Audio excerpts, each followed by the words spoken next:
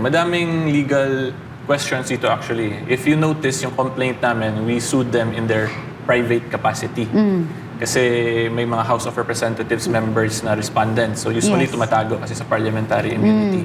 So matitest din natin ngayon kung whether or not yung principle na if you perform something unlawful, that is considered your private act. Therefore, you can be held liable.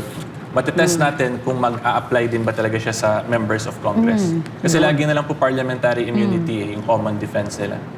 So, Tama. that's another legal aspect na dinagdag po namin dito sa case na to.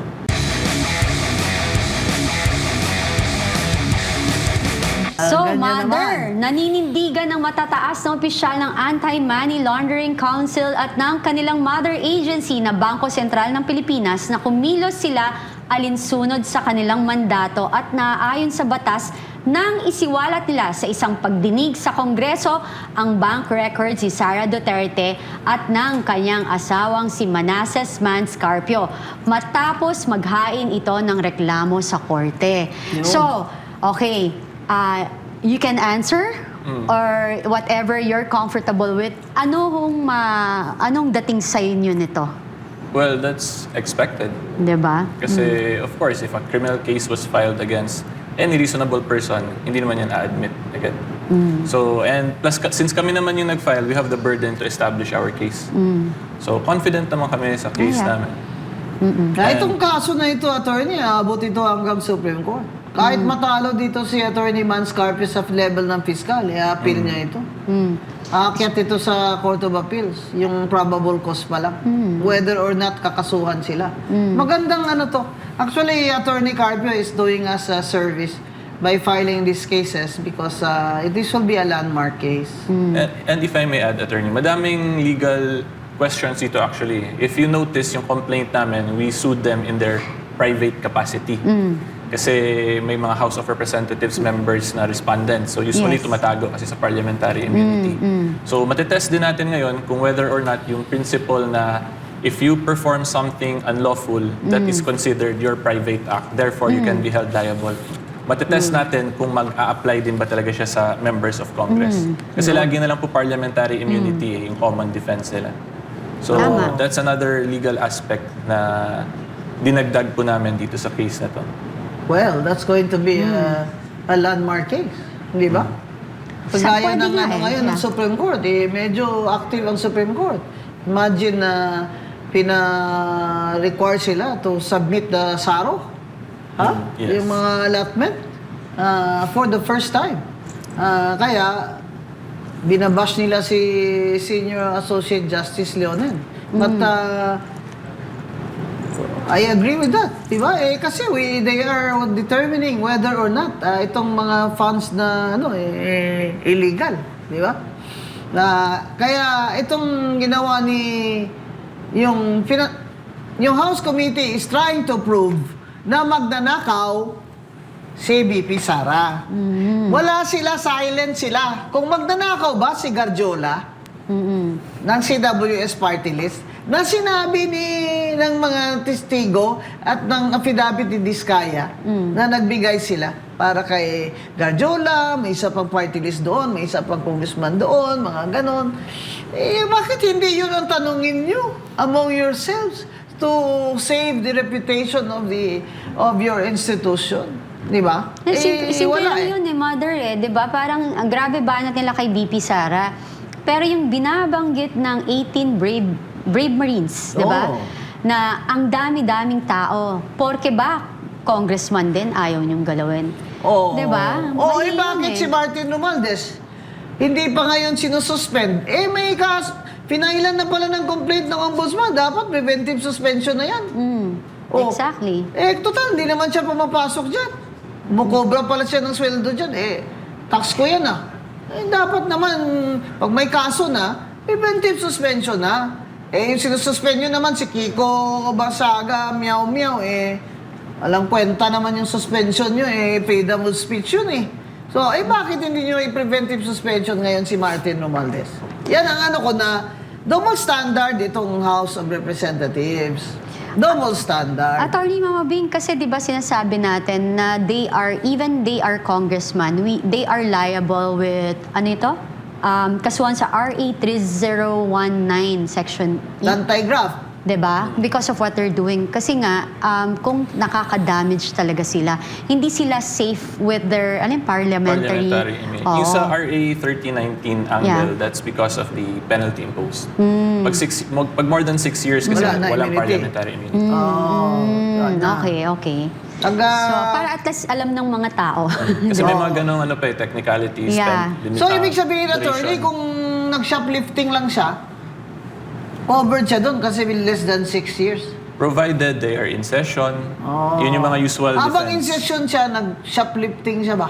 Tumanggap siya ng maleta. So, yun yung dinagdag namin, attorney, sa complaint, yung personal capacity. Kung basta criminal, may parliamentary immunity ba or absolutely wala na rin?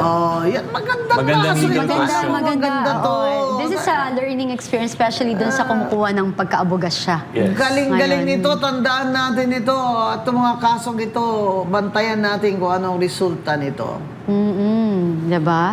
So, maganda talaga to, no, na maraming salamat din sa HOR kasi alam mo, marami rin ang namumulat at natututo even ng ordinaryong Pilipino sa kung ano talaga yung naayon sa batas na tama, hindi yung batas-batasan lang dyan na, alam mo yung peke or gawa-gawa, diba, Mama Bing? Kaya, they're in for a good fight because Attorney Manscarpio, I think, will not let this go. Diba? Of course. I think he's not backing down. Hindi, medyo quiet lang tong tao ito, di ba? Napaka low-key, no? Probinsyano din ito eh. Di ba? Low-key. Oh, by the way, kung gusto man, Luis, may utang ka pa dyan kay Attorney Mans na 8 million ah. Hindi mo pa binabayaran. Tapos ganyan-ganyanin mo pa yung mga AMLA records niya. Grabe ka naman. Dapat nga, di ba, Mother, pinag-usapan natin, dapat nag-inhibit siya kasi may ganyan sila. Hindi, Dapat hindi proper nag-inhibit yun. ka kasi may conflict of interest ka. Kasi ayaw mo bayaran, kaya gusto mo silang makonvict. Ganon. Alam mo, attorney tsaka Yes. Mama Bing, no? Sa totoo lang, ako talaga, I can't wait. Kasi si VP Sara, tahimik, sobra, all this time. Dalawang beses lang ata siya, isa, yung inapi yung kanyang chief of staff, di ba? Doon lang siya lumitaw. Pero I can see na, very strategic. Nagmamasid siya, tinitingnan niya lahat, tapos sa bawat galaw nila, nakalista. So I can't imagine na kung ano yung magiging kahihinatnan ng mga ginagawa nilang kabulastugan dyan sa gagawin na paglaban sa kanila ni BP Sara na naaayon sa batas. Abogado rin si BP Sara eh. At saka kayo dyan, tigil-tigilan nyo sa BP Sara porke hindi marunong magtagalog, sabihin nyo, bobo. Mas bobo kayo. So Bakit? parang yung sinabi na yung, pag pumunta tayo ng, gumraduate ka sa sa Harvard, yung Amerikano, hindi marunong magtagalog, bobo na. Ako, Diba? bakit? Ako nag-Harvard ako, hindi man ako marunong magtagalog. Oo. Bobo na ako. Diba? Alam nyo kami mga Bisaya ba? Hirap na hirap kami magtagalog kung medyo malalim na. Kasi nagtatranslate pa yung utak mo. Di ba? Mahirap yun sa akin na magsalita ka ng Tagalog, ang i-receive ko yan, tapos itatranslate ko sa Ilonggo, tapos itatranslate ko sa Tagalog, yung ibabalik ko sa iyo. At saka, lumaki ka sa Mother, di ba? Mabagal pa ba? American colony, anong tawag doon natin? Colonial, mentality. Yeah. Gusto so, nyo, English-Americano talaga. Tuwang-tuwa kayo dun sa taga Mindanao na British accent. Peppa Pig lang yun eh. Nanonood lang yun ng Peppa Pig. Di ba? The ants in France stay mainly on the plants. Di ba? British din yan ah. Oo nga. Grabe kayo.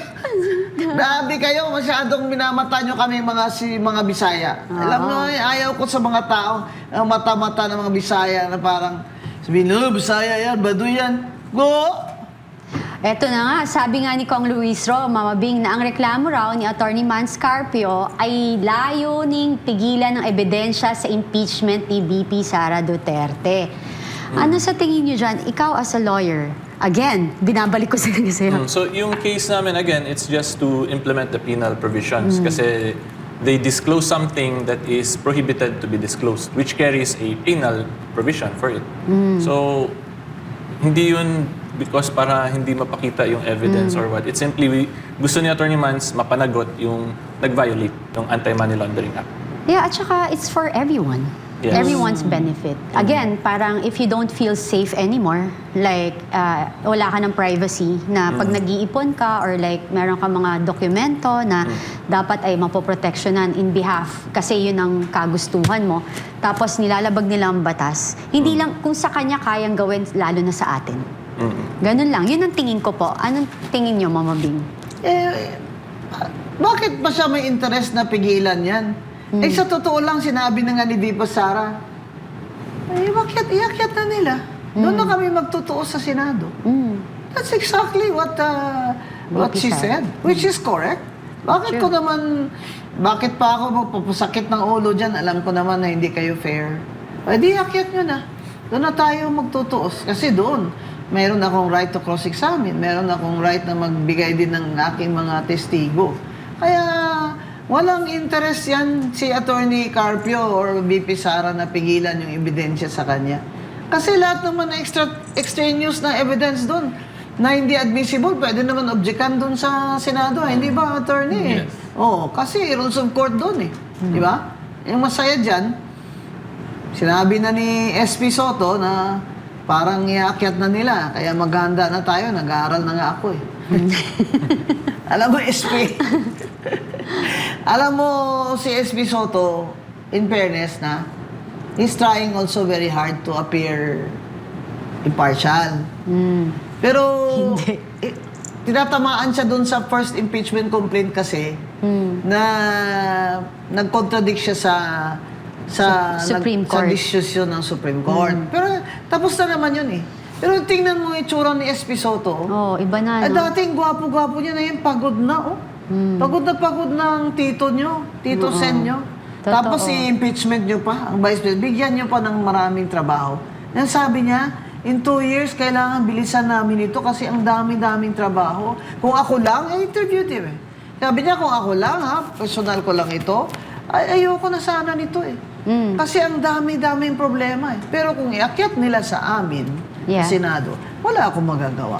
I have to do my duty. Kaya, tama naman po si SP Soto. Sana po ang impartiality ng Senate ay lagi niyang ipagtatanggol. Kaya, Attorney Arlene Abayon, we have to end this with your parting words. Yan, message. So, ang masasabi ko lang, first, thank you for inviting me, Attorney. Miss Cathy. Ang ingat-ingat mo, natatakot ka. So, baka lang nagtataka yung mga viewers ko kasi usually I'm free-flowing sa salita sa social media ko. May vlogger din ito Opo. Pero currently po kasi I was engaged already by Attorney Mans Carpio. Therefore, I am covered by the CIFIRA rules. Fiduciary. Professional capacity talaga. So I cannot just state my own personal opinion Yes. directly Correct. because I'm speaking on behalf of the legal Tama. team of Attorney Mans Carpio. Yeah, So yun lang, tama. baka lang nagtataka yung mga ka-Seymour ko dyan. Hello po. Invite nyo rin po ang aming mga televiewers sa inyong blog or YouTube channel. Ano So, bang pangalan ng vlog mo? Attorney Neil Labayon lang po, my name. So I make legal videos on current events and I call my community mga ka-Seymour kasi we want to see more from the government. Yun yung message nun. Kasi more. So And we ginagawa ko want siyang to parang see more. joke. Yes. Yeah. So yun na po. Thank you to everyone. Yung mga hindi pa po naka-follow, please follow, subscribe lang po sa Attorney Neil Abayon, YouTube page, Facebook page, TikTok. Same username lang naman po lahat yan.